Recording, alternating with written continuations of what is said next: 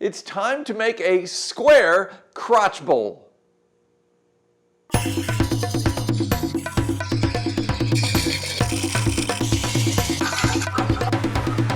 Hi, I'm Kent and welcome to Turn a Wood Bowl. Yes, you heard me correctly. Today we're going to make a square crotch bowl. If you remember from one of my previous videos, I made this crotch bowl from a freshly cut piece of live oak and I wasn't really thrilled with it.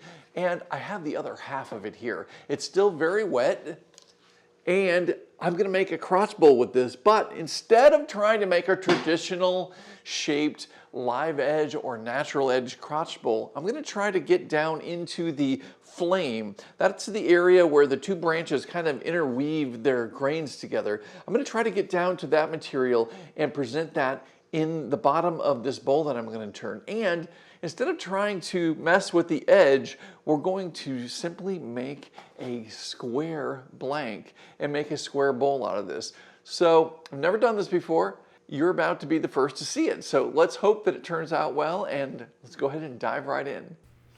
Okay, so this is different. I'm spending a little time trying to figure out where I want to cut this, and I think this will work. So I'm going to raise up the guide on the bandsaw.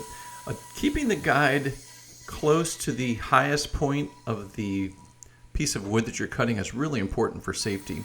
Now I'm just working along that edge, and I'm trying to keep an even distance away from that cardboard blank. Now this blank that I'm using is 8 inches square, or about 20 centimeters, I believe. I'm going to cut the two sides that are parallel here, and I'm trying to be really careful not to bump that piece of cardboard and move it around. Just going to keep the same even amount of material or space away from that cardboard edge, and we'll have two parallel lines at this point. All right, now I'm going to take away some of this top area. I know that this is going to get turned away, and I'm going to have to bring my guide up here as well. So I'm going to go ahead and crank that up. You can see what I'm talking about. I've seen people on YouTube that leave this guide completely up, and you have all that exposed blade.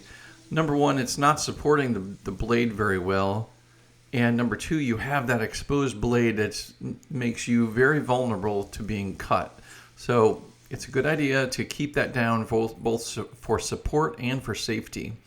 Now I've got a nice flat edge on the top of this blank, which will make it a lot easier for turning. So I'll go ahead and line up my guide again, bring down the guide, but I'll line in my square guide, and now I'm going to do the sides and get those trimmed up. And I should have a square blank here. Now, this is wet wood. I'm not trying to be perfectly precise here. I know that it's not going to be exactly square, but it's pretty darn close. But I also know that after I turn this wood is going to move quite a bit. So if I want, I can try to true that up by sanding some of those edges that move a bit. But for right now, I'm really happy with this blank. All right, so I'm going to bring this over to the lathe now.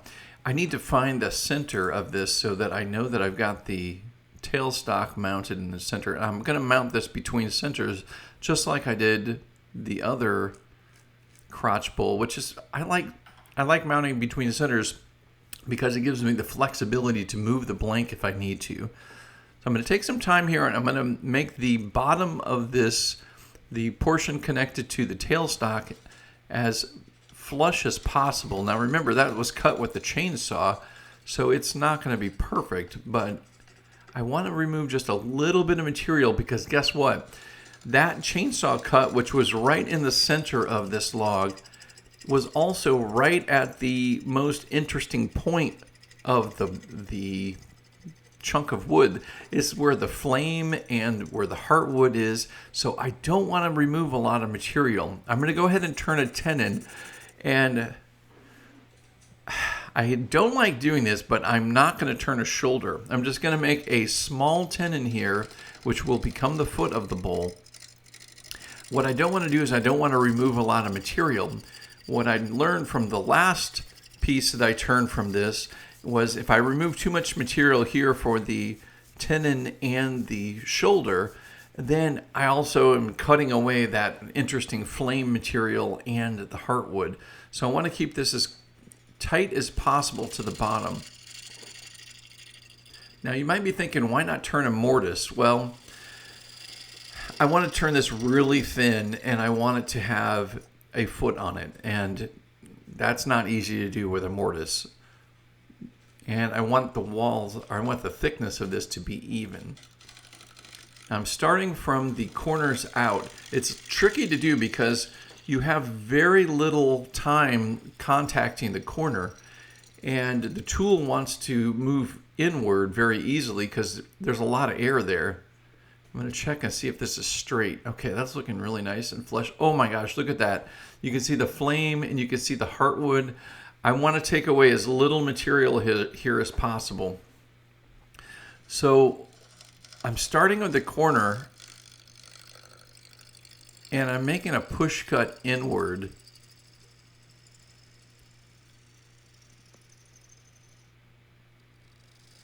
And I want to be very, very light with this. This is my 1/2 inch 55-degree bevel swept back bowl gouge. I need this to be deep enough for my tenon, and that's pretty much it. All right, so I can see I have a flat bottom. The entire top portion is going to be removed. I'm going to make this really thin. So what I'm doing now is I'm making a cut. Because this is almost a face cut, we can get away with not ripping out ingrains because I'm making just a very light pass here. What I'm starting to do is form the curve that will be the bottom of this bowl. It's going to be more like a platter. You can see I'm shaping so the corners are up a little bit higher, and then they just gradually turn down to the base of this where the tenon is. And there you can see the corners a lot better. All right, I'm liking this a lot. This is getting exciting because there's a really cool grain pattern in there. Now what I'm going to do is I'm going to use a shear scrape to really smooth this out and get the curve just the way I want.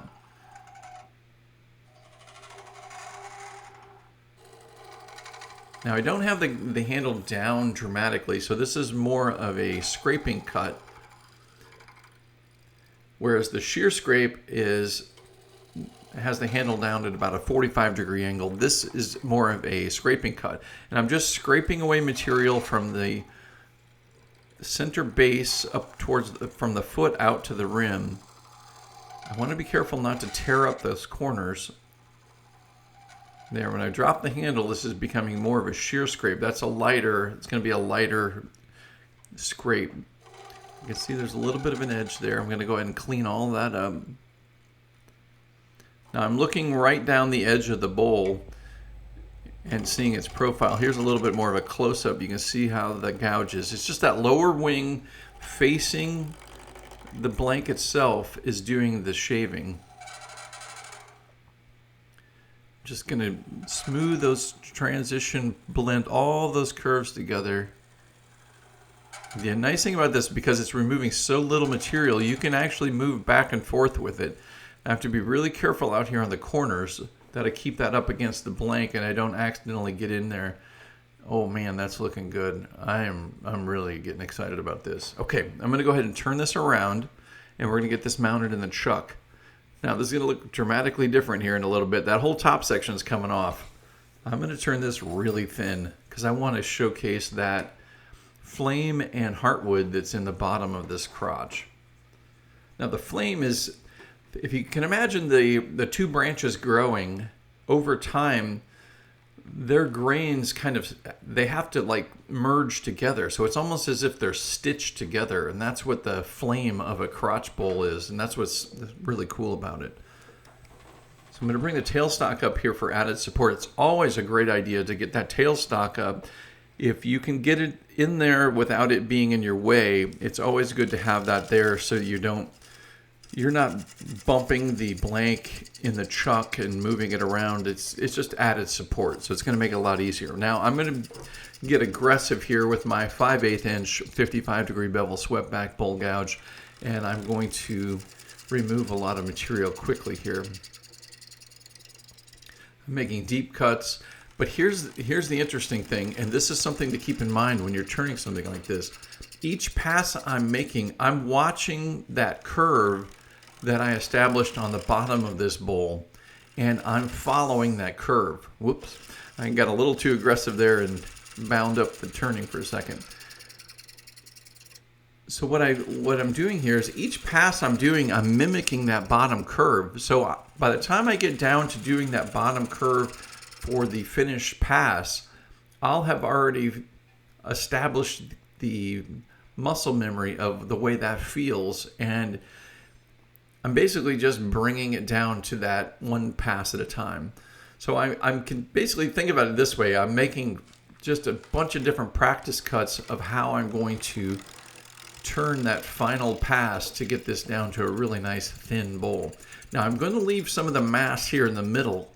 That mass in the middle, just like all of my other bowls, is going to support these wings.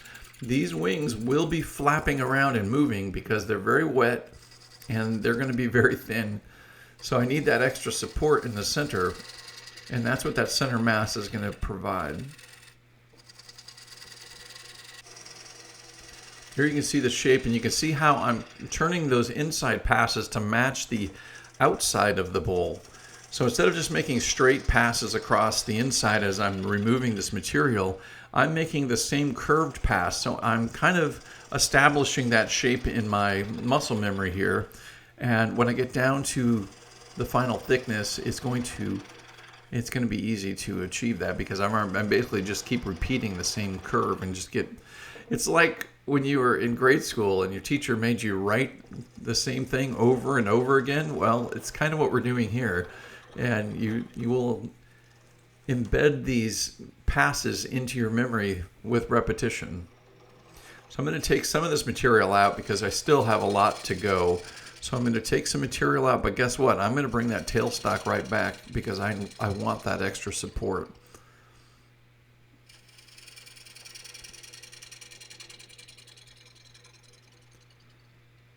Now this wood is really wet, so it's making the corners.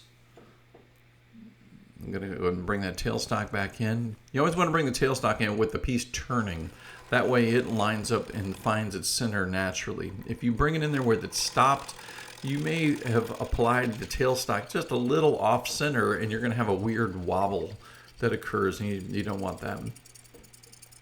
So I'm going to keep moving and making that same curved pass, removing this material and bringing the bowl down to its final thickness. Now, I'm starting out on these corners. Now, if you're using a really dry piece of wood, these corners can be tricky. You have to go really slow and give the tool time to actually cut those corners.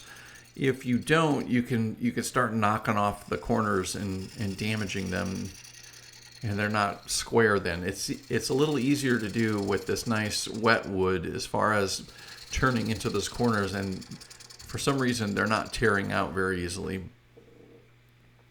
Now, white oak, which is what live oak is, it's in the family of white oak. There are dozens, if not hundreds, of white oak trees around the world. And there's also red oak. White oak has medullary rays. Those rays go from the pith area of the tree out towards the bark.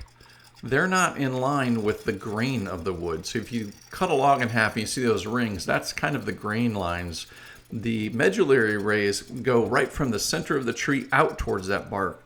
And what they do is they interlock the wood and they create this lattice effect. And that's why white oak is so hard and so durable. It's been sought through history for so many different things. So many of the early ships were made with oak trees because of the strength of the oak. And so that's something to keep in mind. That medullary rays will also create these different tensions, which can make a lot of weird warping occur in white oak bowls. Now, red oak does not have the medullary rays, and it's a lot of the. The red oak. Red oak does not have medullary rays, and if you've ever worked with red oak, you might have realized it's like really brittle. Well, it doesn't have that extra lattice work of medullary rays binding it together like white oak does. So this is really hard to do because the corners are only contacting the bowl gouge for just a brief moment. And so it feels like the bowl gouge is just floating out there and it's getting clicked. It's like a clicking of each piece comes down. Now I'm lining up the bevel of the bowl gouge with the bottom of the bowl here. So I'm following that same curve and I'm just gradually rocking the bowl gouge. This is one of the advantages of taking all those passes. I've kind of developed a little technique here. I'm rocking the bowl gouge just a little bit, but I'm keeping the cutting edge right on path where it needs to be. You can see me rocking it right there. And that rocking just gives me a little bit of extra time. I don't want to get too aggressive here because I got to wait for each one of those 4 wings to come by and be sliced first. It feels like I should just go really quick. If I go quick, that's when I'm going to damage those cut corners. So this little technique seems to be working out well. I just take my time. I've got to wait for each corner to come by. I'm essentially moving at the same pace as if this were a solid circular bowl. And it makes sense. If I were to go faster or more aggressively, when those corners come by, I'm going to take out big chunks and I'm going to damage them. Now I'm getting down to the wall thickness.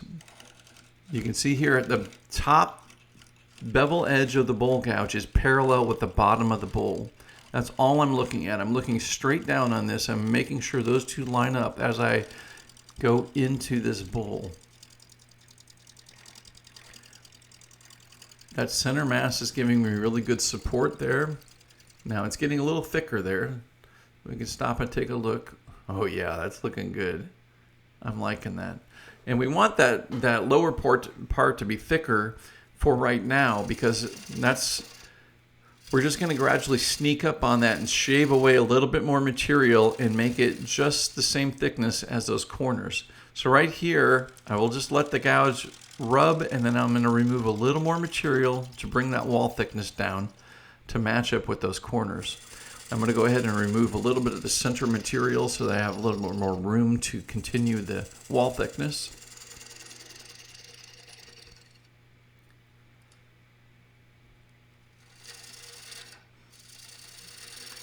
So we just remove some material and then we'll sneak up on that wall thickness.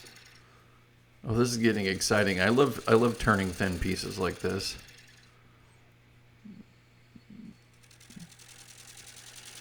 Just ever so slightly, keeping that bevel parallel to the bottom of the bowl.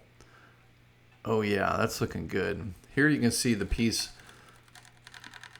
I'm looking straight down on this. It's the only way to really line that up. And you can see, if you look to the right side, you can see where I'm cutting. You can see the circle being formed there, the shadow from the circle.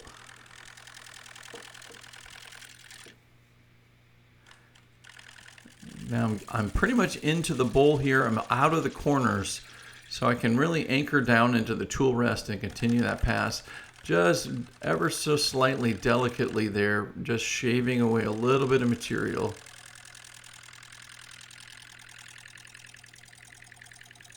The square is it's definitely an odd shape to be turning on the lathe, and you got to remember, I like to think that I don't do this, but occasionally you'll get your knuckles on the other side of the tool rest. You don't want that. And if you have a round bowl, that's one thing. If you rub that rim just a little bit, it might hurt, especially if you've got a sharp edge there, but you kind of just rub it. But this is totally different. You've got square corners flying around there. If you get any part of your body on the other side of that tool rest and you get hit with one of those corners, it's going to hurt. And you're probably going to damage one of those corners. The thickness of these right now and the fact that they're out so far on this, these corners and these wings are really flexible at this point. So there's absolutely no way for me to return out to those corners at this point. Not without this core center stabilizing the whole piece.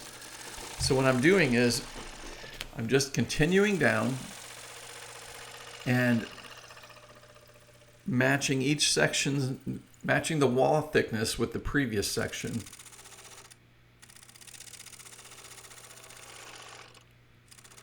I'm going to rub and let this just ever so slightly remove just a touch, just a little bit of material here. We'll take a look at that. Oh yeah, that's looking good. I'm really liking this wall thickness.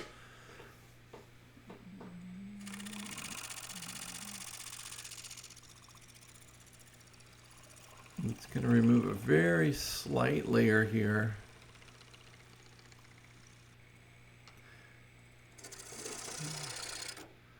Go ahead and remove some of the center area. Get that pulled out of the way. Now we obviously this much core, we don't need that anymore, so we can start removing that.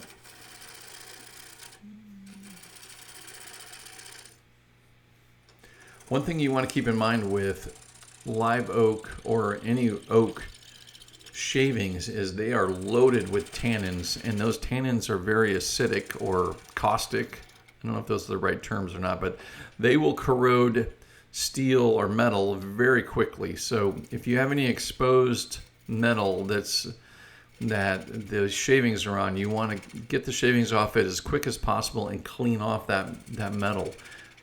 The ways on my lathe are stainless steel, so they don't corrode very quickly, but raw steel will quickly corrode with the wet shavings from oak. So you'll see it too, and it builds up on tools very quickly, and you just want to, as soon as you're done turning, you want to clean that all off because it's going to make a mess if you don't. So you want to take your time here and let the tool do the cutting. All right, I'm going to sharpen my gouge one more time for the last passes here. I want to make really clean slicing cuts, and I really want to make sure I've got the gouge perfectly sharp for this.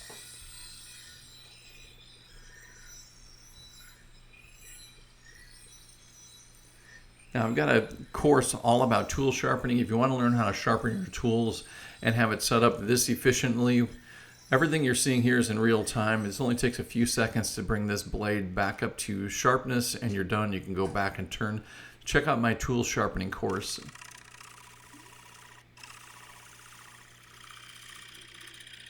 You can see how clean and crisp those shavings are coming off from the new sharpened gouge. Ever so slightly.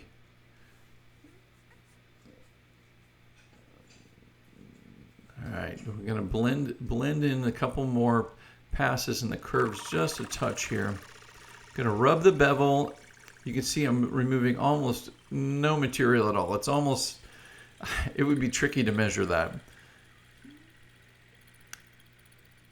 And then I'm going to work away. I'm going to close the flute to the right as I get to the center, and just let the tool cut that little nub off. You don't want to get aggressive, because if you do, you're going to tear out that center and create a divot. All right, let me get this sanded up. I can't wait to see how this turns out. Now we're sanding with the surface grain lines. I've got a video all about sanding. You might want to check that out. Sanding is really not as complicated as you might think. And the whole thing will be sanded in about 20 minutes. I'm not going to show all of it. It's pretty boring watching somebody sand, but it'll probably take about 15-20 minutes for me to sand this whole piece. I'm really liking the patterns and everything that's coming out here. All right, I'm going to get this off the lathe. I'm going to turn it around and shape the foot of this. I'm going to use my jam chuck. I want to make sure this is turning smoothly. I'm looking at the face of this, and it's a little wobbly, so I'm going to go ahead and just trim off a little bit of the material on the face. And I'm going to leave like a donut shape there. I'm going to cut a little bit lower section here. The reason for that is the donut shape will have more contact to the inside of the bowl. If I came to a point, only that point would actually be contacting it. I'm going to put a piece of high density foam in there, and then bring up my tailstock. You can see the little black marks there. Those black marks are made by the tannins touching, the tannin in the oak touching the chuck. That's what I was talking about, how corrosive this, or caustic, I don't know. Leave me a comment below. Tell me what term I should use for the tannins in the oak and the way they affect metal. Is it caustic? Is it corrosive? Well, it's kind of corrosive. Anyway, leave me a comment and let me know what you think the term should be there. So I'm going to remove this. Now there's a little bit of those little black marks there. I'm going to sand those off. Now I'm not going to take a lot of the inside of this foot away because this piece is really thin, and I know that inside bottom of the bowl is right there, and I definitely don't want to blow through that right now. So I'm going to keep this really simple. Plus I know this is going to move a lot as it dries, so I'm going to be sanding this whole bottom eventually to smooth it out after it's dried. I'm using my spindle detail gouge to get in here and remove that nub. The nub is so minimal, I'm not going to be able to cut it off. I'm going to have to sand that off. So I'll go ahead and remove as much as I can here with the spindle detail gouge. And then I'm going to go ahead and sand that down. Apply some pressure here and turn the lathe off. And that tip can get in there. That's what's so nice about the spindle detail gouge. It can get in there and really slice that. But I'm still going to need to sand that. So I'm going to go ahead and take this off. Yeah, and I'm going to just take my time and sand that down. All right, now I'm going to go ahead and sign this. I like signing with a wood burning tool. I use a chisel tip. I like to pull the lines. It's a little trickier to do. There are pin tips for these. Burning that into the bottom is really nice because it's relatively permanent.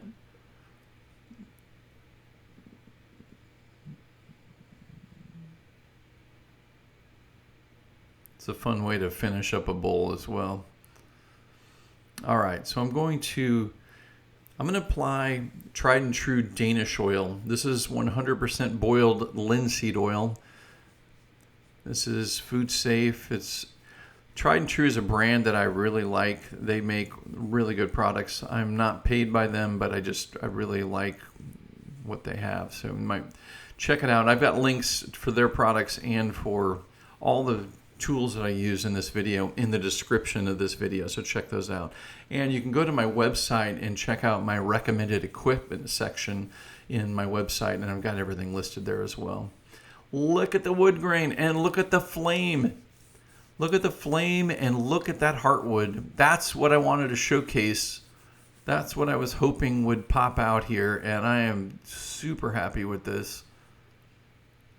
That is so cool.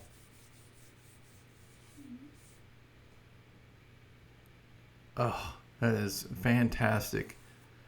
Now this oil will set up and I can wipe it away and it can be reapplied. So, wow, look at that. I love this shape and I love what it showcases.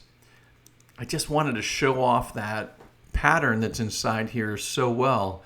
And I think this shape really, really does that. Look at that. And I love how thin it turned out. Here it is, the final piece. This is a square crotch bowl. Yes, the crotch is there. You can see the Y section, but it was cut in a square, which makes it pretty unique. I don't think I've ever seen one of these before, but this did exactly what I wanted to do. I wanted to showcase this inside crotch heartwood and this flame pattern. This is where all of the grains stitch themselves together as the tree grows and those branches grow together. Super cool to see. And I kind of like the fact that this isn't round. Now, there's nothing wrong with this bowl. It turned out okay. It could have been better. I was really hoping for some pattern like this to appear in the bottom of this bowl, but it just didn't. And that's why I focused so hard on making that pattern appear here.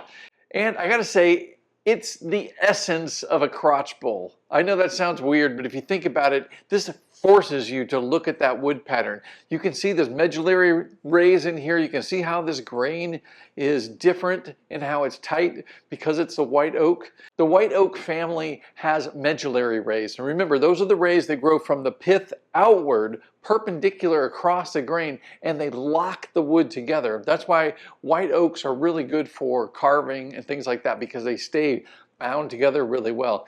Now, because of that medullary and because of this stitching here, where the crotch was and the pith, there's a little pith here, this is going to move a lot. But it was turned very thin, and within a few days, a couple weeks tops, this will be completely dry.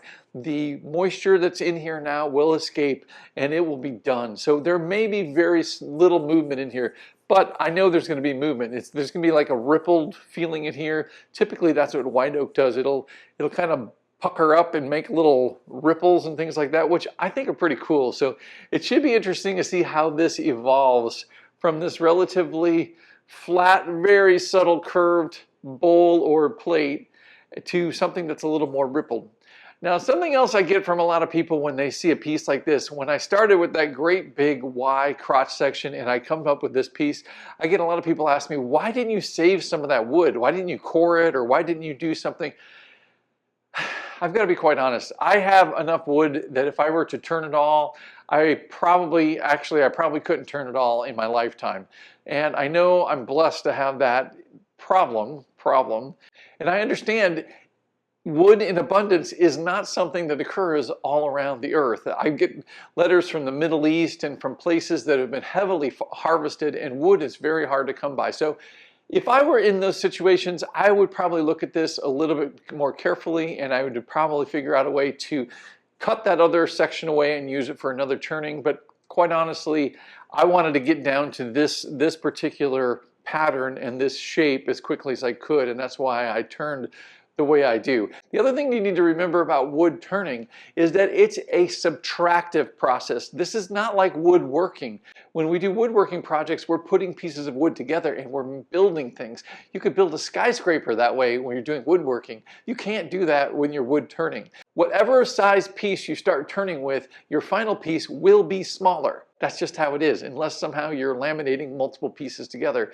But in reality, this is a subtractive process. So it's more like carving or sculpting. We're getting down to what we want to expose and reveal in each of the pieces we're turning. We're not building up and trying to make something large. So keep that in mind as well. So I'm really pleased with this. Tell me what you think about this. Leave me a comment below. And while you're down there, do me a favor and, yep, you guessed it, click that like button. Thank you. And also be sure you're subscribing if you're not already. Be sure to check out my website, Turn a Wood Bowl, where over there I've got everything you need to learn about turning wood bowls, including online courses that are ready for you to start right now. So check it out, turnawoodbowl.com. All right, guys, thank you so much for watching. And as always, until next time, happy turning.